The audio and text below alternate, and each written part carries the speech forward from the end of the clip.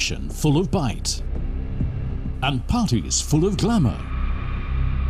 Formula One is here again. All eyes are on Melbourne. What will it bring, this 62nd season of Grand Prix racing? In Formula One, you never know what will happen. Maybe the pole sitter is going to win the race, or maybe an underdog team is going to finish on the podium. One thing's for sure, however, everything is set up. That's because the F1 logistics experts are already in mid-season. They've been working for weeks to make sure everything's in place on the big opening day. A mammoth task, and the drivers are very aware of how important it is. I feel and I can see it's quite a complicated thing to organize, and you need as well, even on that area, that department, experienced people which can handle things and have a long experience in Formula One. Because when you are 1,000 kilometers away, like in Australia, it's not an easy thing.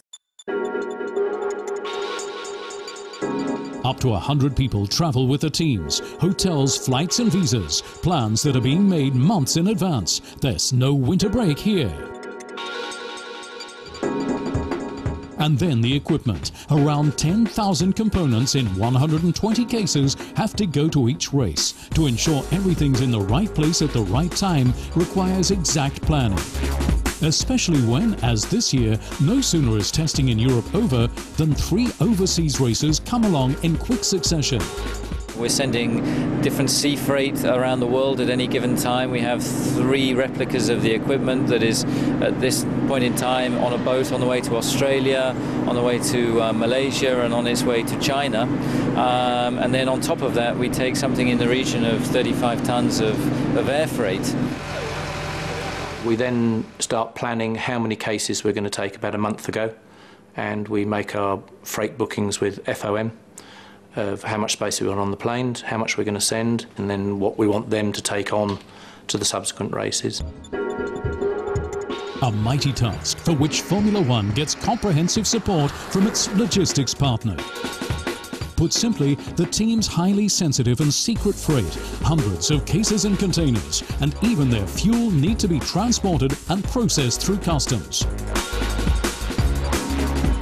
Once at the circuit, every case and every screw ends up where it belongs, no matter at which Grand Prix. Any delays would be catastrophic, and for precisely that reason, Formula One needs and has a logistics team of international specialists. Without this, none of them world-class events could ever happen. And well-managed logistics make sure that the freight arrives on time and in top-notch quality. The teams rely on this totally. After all, they need to keep their minds clear for the first step of the long path to the final race in Brazil, and maybe to the World Championship title of 2011.